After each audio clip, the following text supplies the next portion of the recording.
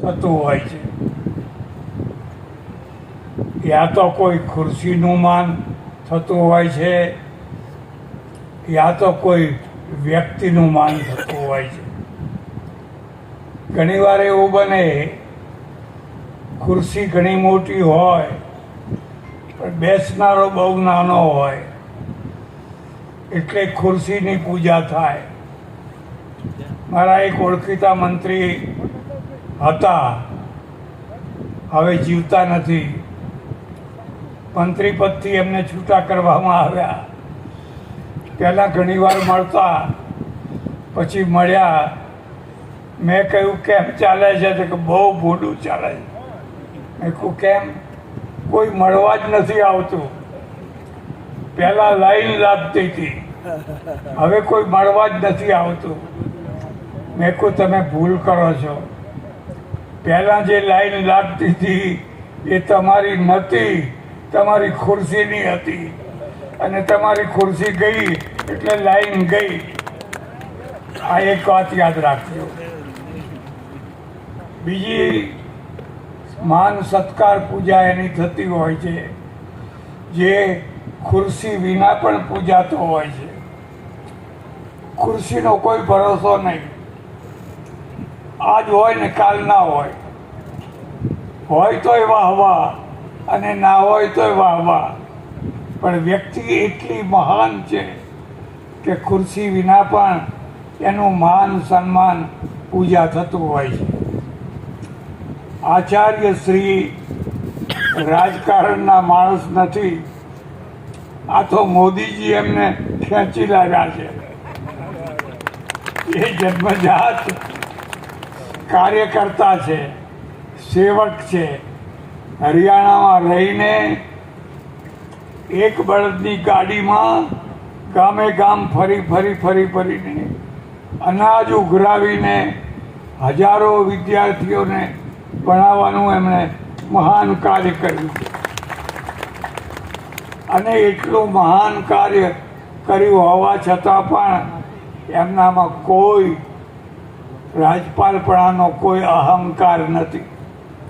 તમે જોયું, પ્રોટોકોલ પ્રમાણે એમની ખુરશી મોટી હોવી જોઈએ, પણ એમને આવતાની સાથે પોતાની મોટી ખુરશી કઢાવી નાખી અને સામાન્ય ખુરશી ઉપર બેસી ગયા.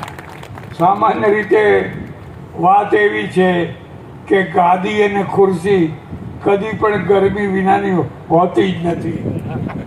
જેટલી મોટી ગાદી, જેટલી મોટી ખુરશી, એટલી ગરમી વધારે. એટલે એના ઉપર બેસનારને ગરમી ચડે એમાં કોઈ નવાઈ નહીં. નવાઈ એ કે મોટી ખુરશી ઉપર બેઠા પછી પણ જેને રંચ માત્ર ગરમી ના ચડે તો એમ સમજો કે આ ભગવાન છે, આ સાચા સંત છે. એટલે હું આવ્યો છું. એમને એમ નથી, મારાથી હવે જવાતું નથી. બે કારણો છે. એક તિરુપતિ છે, એક આચાર્યજી છે. આ ગુજરાતમાં કેટલા રાજ્યપાલો આવ્યા ને ગયા, કોઈ ઓળખતોય નથી. એવા ઘણા આવ્યા, આજે ગણી ના શકાય એટલા આવ્યા. આયા ને ગયા. આ એક એવા રાજ્યપાલ છે એ આવતાની સાથે એમણે માત્ર ખુરશીની સત્તાનો લાભ લેવાનું ચાલુ ન કર્યું, પણ ગામે ગામ કાર્યક્રમોમાં જઈ પ્રાકૃતિક ખેતીનો ઉપદેશ આપવાનું શરૂ કર્યું. આ એક જ એવા રાજ્યપાલ. એ ખેડૂત છે, ખેડૂતના દીકરા છે.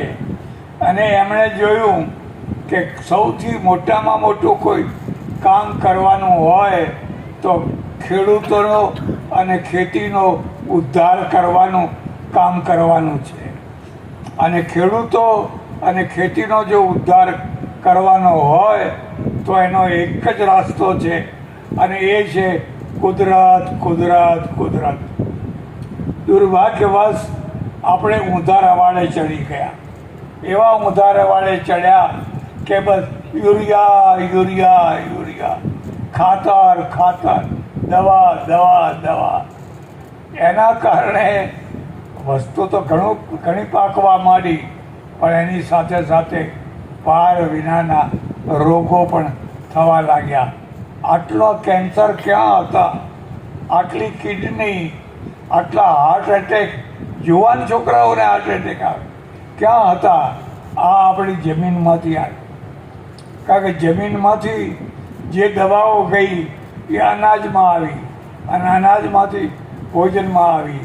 એ ભોજને તમારા આખા આરોગ્યને બગાડી નાખ્યું, આખા જીવનને બગાડી નાખ્યું. એટલે આચાર્યશ્રી છે એમણે સૌથી મુદ્દાનો કાર્યક્રમ, પાયાનો કાર્યક્રમ હાથમાં લીધો. ફરીને નાના કાર્યક્રમમાં જઈને, જ્યાં કોઈ મોટો રાજનેતા ના જાય એવા કાર્યક્રમોમાં જઈને પણ લોકોને ઉપદેશ આપ્યો, પ્રાકૃતિક ખેતી કરો, પ્રાકૃતિક ખેતી કરો, પ્રાકૃતિક ખેતી કરો. સજ્જનો, હું ખાલી મોઢેથી વાત નથી કરતો. મારા આશ્રમમાં અમે પ્રાકૃતિક ખેતી કરીએ છીએ, અને કેટલા વર્ષોથી આખો આશ્રમ પ્રાકૃતિક ખેતીના ઘઉં, પ્રાકૃતિક ખેતીના ચોખા અમે ખાઈએ છીએ, અને વૃદ્ધો બધા શાંતિથી રહે છે. તમને નવાઈ લાગશે, 1.5 વીઘા જમીનમાં આ વર્ષે અમારે પ્રાકૃતિક રીતે 80 મણ ઘઉં થયા, 80 મણ ઘઉં થયા. અને એટલી જ જમીનમાં 125 મણ ચોખા થયા. આ બીજાને આપીએ છીએ. એટલી પ્રાકૃતિક ખેતીનો અનુભવ અમને થયો. એટલે આ રાજ્યપાલ છે એ આજે હોય અને કદાચ કાલે ના પણ હોય, તો પણ એ એમના કાર્યના દ્વારા અમર થયો હોય. એટલે તિરુપતિ છે, કેટલા દિવસથી મને કહેતા હતા રાજ્યપાલશ્રીનું મારે સ્વાગત કરવું જ જોઈએ. આવા રાજ્યપાલ આપણને કોઈ દિવસ પહેલાં મળ્યા નથી. મારે એ પણ કહેવું જોઈએ, આવા પ્રધાનમંત્રી નથી મળ્યા, આવા ગૃહમંત્રી નથી મળ્યા, આવા યુપીના મુખ્યમંત્રી નથી મળ્યા.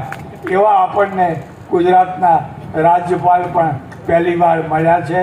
હું તો એમના દર્શન કરવા આવ્યો છું. મારા હાથે એમનું બહુમાન કરાયું. એ એમનું બહુમાન નહીં, એ મારું બહુમાન છે. આવા મહાપુરુષનું તિરુપતિએ મારા હાથે બહુમાન કરાયું, એ તો મારું બહુમાન છે. તમે સૌ દૂર દૂરથી આવ્યા, અને મહારાજશ્રી પણ આવ્યા, અને મારે આપ સૌને એ જ વિનંતી, પ્રકૃતિ પ્રકૃતિ પ્રકૃતિ. હમણાં એક ભાઈએ બહુ સરસ પ્રવચન કર્યું, આખું લાંબુ પ્રવચન, એટલું મહત્ત્વનું હતું.